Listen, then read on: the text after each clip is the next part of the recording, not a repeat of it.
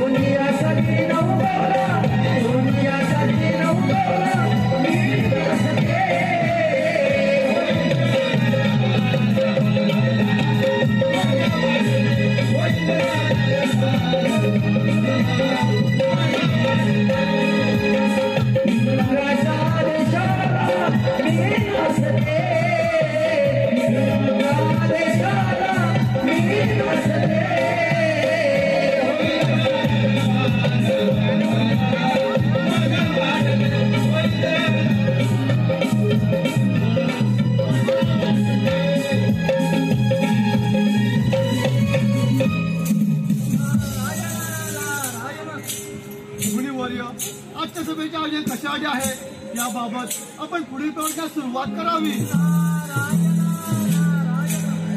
आज या इंद्रप्रस्थामध्ये आलेले सर्वदेव ऋषीमुनी गंधर्व परी अप्सरा यांच्या सभेच्या वतीने स्वागत करतो. नारायण नारायण.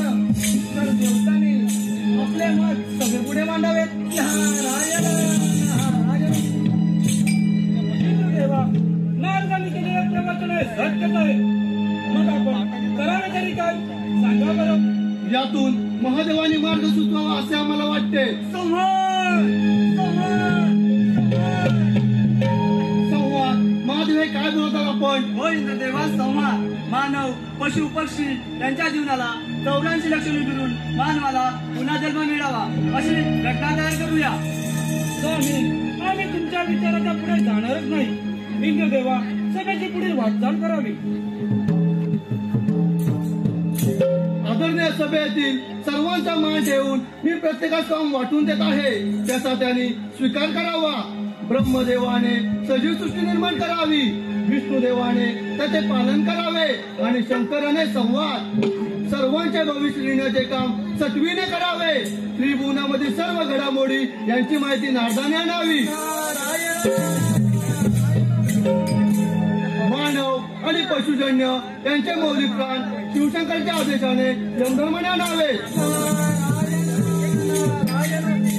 सभा पुण्या गोविंदाने आणि सर्वांच्या विचाराने संपन्न झाली. सभा संपली असं देवतांच्या वतीने घोषित करतो.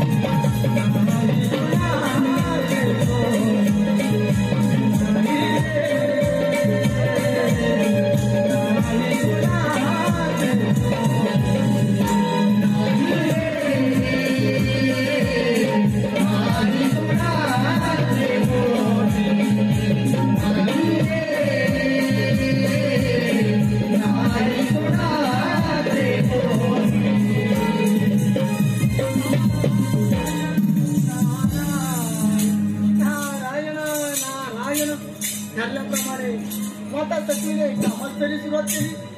आता सचिला जागाच नाही. आता ही यमाची बहीण यमी हिला देवतांनी कोणतेही स्थान दिले नाही असं भडकवतो आणि मधा पाहतो. नारायण नारायण. यमी अगं हे यमी ब्रह्मपुत्र नारद तुझ्या भेटीला आला आहे अरे नारदा आलेच बघ.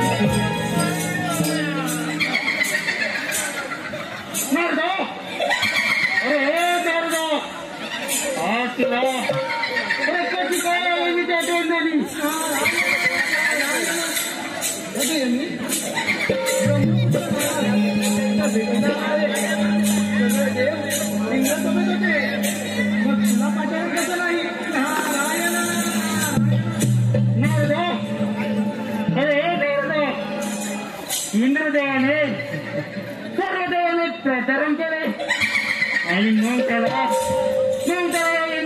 कशी काय झाली राहते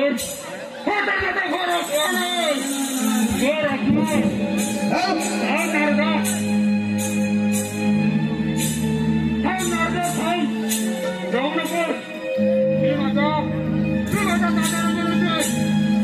दादा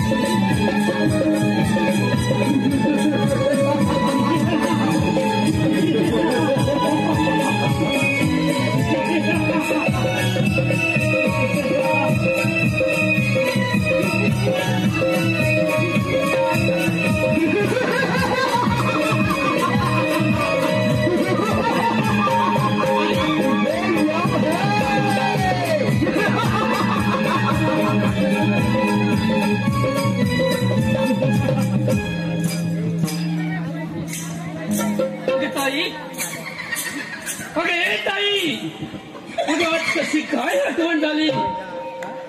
दादा, अरे दादा, इंद्रदेवाने सर्व देवाला काही वाटून दिली आणि त्याने मला कोणतेही काम दिले नाही. हा माझा तर घोर अपमान आहे, घोर अपमान. काय ताई? अगं इंद्र दरबारामध्ये सर्व देवतांना पाचारण केलं आणि तुला कोणत्याही प्रकारचं आमंत्रण नाही. ताई, अगं हा तुझा घोर अपमान आहे. परंतु ताई, तू मुळी चिंता करू नकोस. हे नारदा, हे नारदा, हे नारदा, अरे याच्यावरती उपाय तरी कोणता? अरे यमधर्मा, तुला इंद्राने दिलेला मनाचा पहिला प्रयोग तुझ्या इंद्रावर कर. मग झाले तुझे काम. काय म्हणे? मला मिळालेल्या प्रचितीचा पहिला प्रयोग यंत्रावरती? हे नारदा, अरे तो यंत्र तर दूरच राहिला. माझ्या प्रचितीचा पहिला प्रयोग नारदा तुझ्यावरती नारदा, ताई, हा नारद तर गेला नाही. चल तर जाऊया.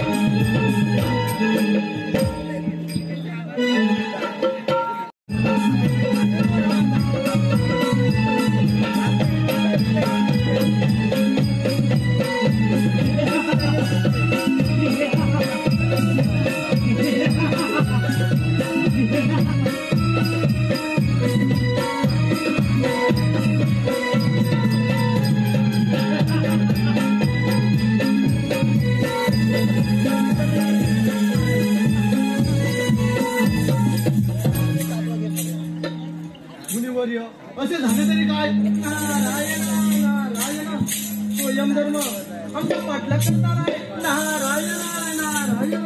एवढ्याच ना, मी त्याची समजूत काढतो. ठीक आहे.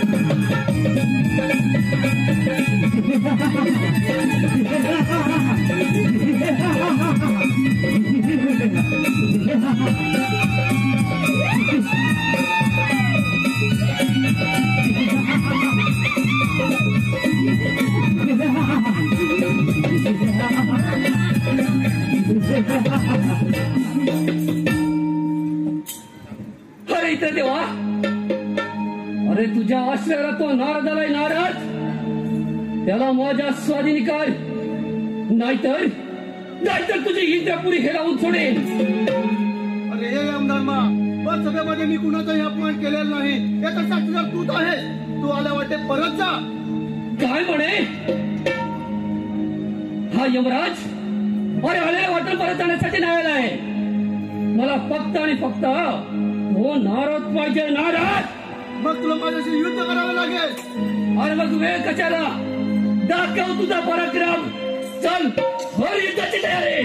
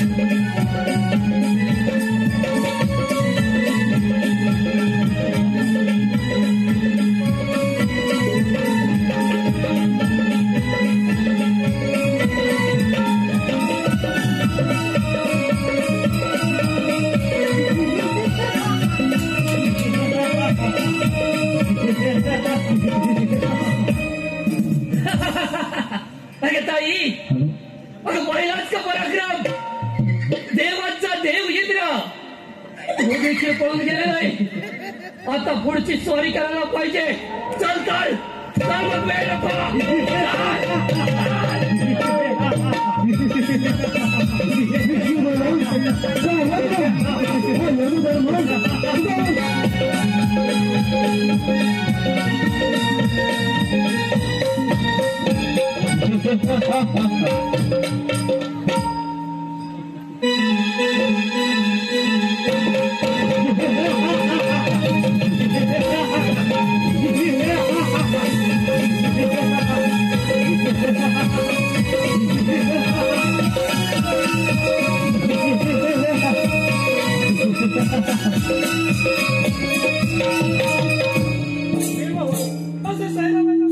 कारण तरी काय? तो यम धर्म आमचा पाठलाग करत आहे. नारायण करू नका. मी तरी समजूत काढतो. ठीक आहे.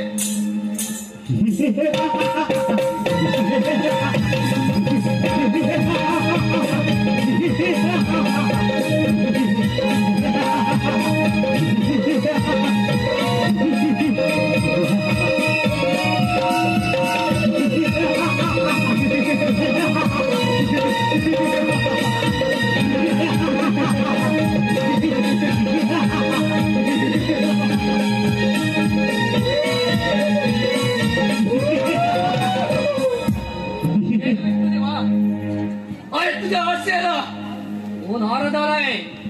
एकदा का तो माझ्या स्वाधीन झाला की माझ्या प्रचितीचा प्रयोग चालू झाला. समज तुला मेळाच्या वर्ग तुला गलबताल आहे आणि गलबत घर हे खाली असतं. काय म्हणे? गर्वाचे घर हिरवी खालीच असतं. हे मला सांगायची गरज नाही. मला फक्त आणि फक्त अरे तो नाराज पाहिजे. नाराज अरे वाटणे उघडणे परत जा. अरे हाय जमराज अरे वाटत परत जाण्यासाठी नाही आलाय. माझं ध्येय साध्य केल्याशिवाय अरे हा जमराज जाणार नाही. मग तुला माझी दोन इथे करावं लागेल. अरे मग वेळ कशाला?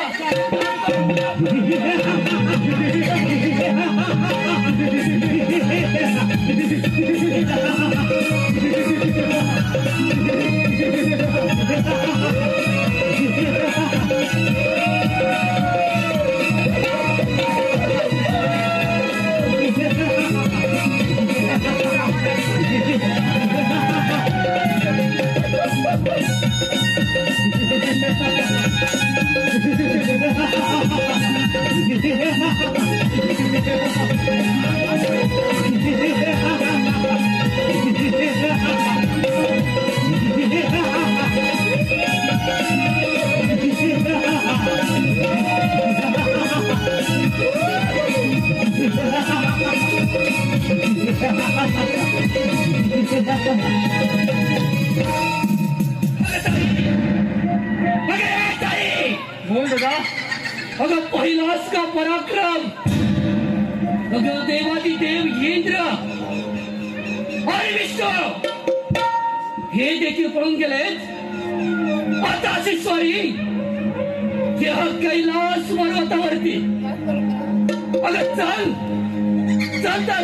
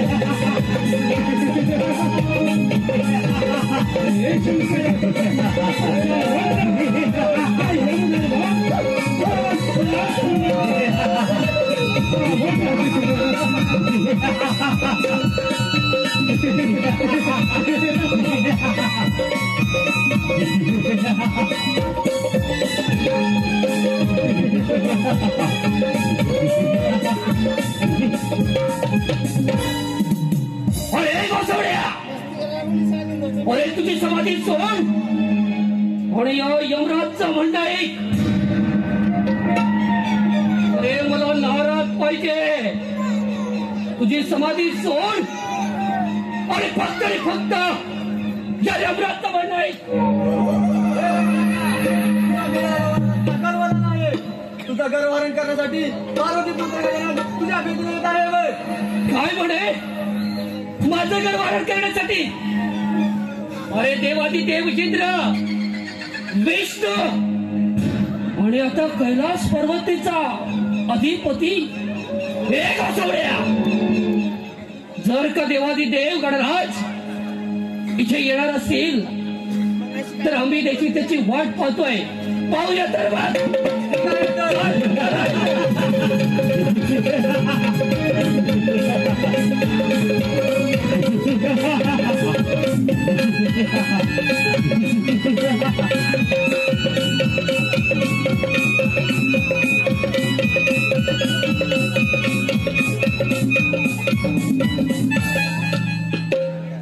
अरे कोण आहेस कोण तू? अरे यमधर्मा, मी शिव पार्वती पुत्र बाळ गजानन आहे. अरे माझ्या मार्गातून बाजूला हो. अरे यमधर्मा, तुला तुझ्या वराचा गर्व झाला आहे आणि गर्वाचे घर हे नेहमी खाली असते. काय म्हणे? गर्वाचे घर हे नेहमी खालीच असते हे मला सांगायची गरज नाही. अरे यमधर्मा, अजूनही वेळ गेलेली नाही, तू मला शरण ये. वेळ गेलेली नाही, तू मला शरण ये. नाही नाही नाही नाही नाही नाही नाही नाही नाही. हा यमराज तसा शरण येणार नाही. जर का माझ्या मार्गामध्ये अडथळा होणार असेल तर तुला आत्ताच बाजूला केलं पाहिजे. मग तुला माझ्याशी 2 हात करावे लागतील. अरे बघ, तुला काव तुझा पराक्रम. चालव तुझं शस्त्र.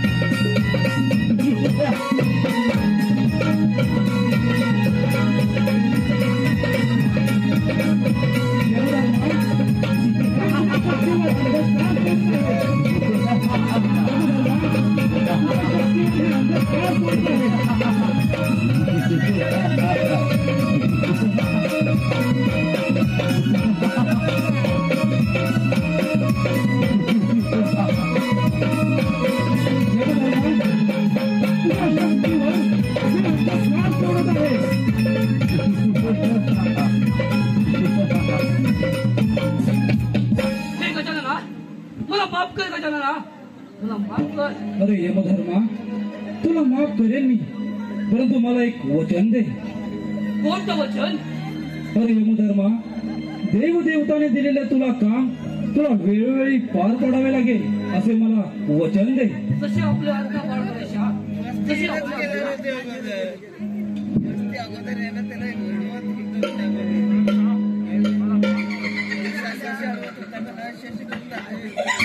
यमी, तू आजपासून या सर्वांची तहान बघून यमुना नदीने प्रसिद्ध होशील. यमुना नदीने प्रसिद्ध होशील, सर्वांची तहान बघून. तथास्तु.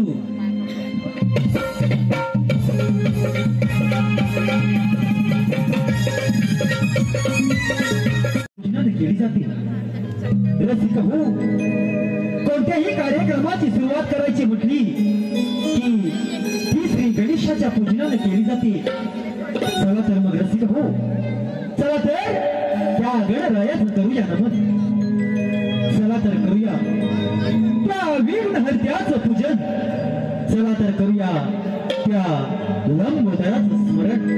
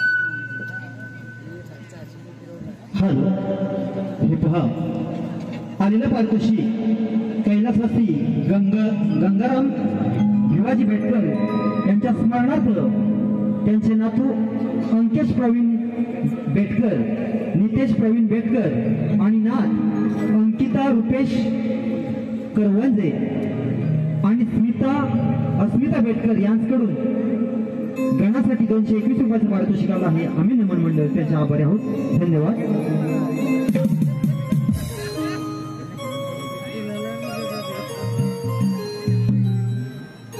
कार्यारंभी तुला मी पूजितो, प्रिय गणा तुला मी वंदितो. कार्यारंभी तुला मी पूजितो, प्रिय गणा तुला मी वंदितो. मन भावे आरती मी करीतो, मन भावे आरती मी करीतो.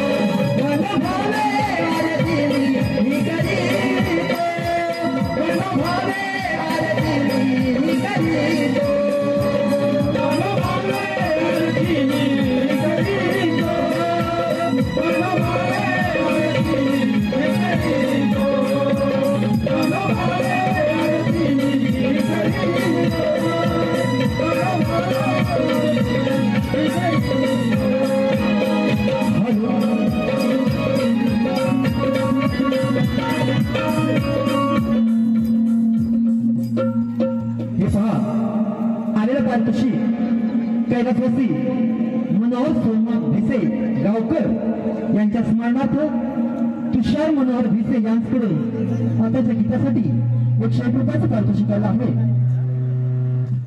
तर त्यांचं असं म्हणणं आहे की हे गीत पुन्हा एकदा सादर झालं पाहिजे आणि तेही शाहिरांनी स्टेजवरती येऊन म्हणायचं म्हणजेच वन्स मोर.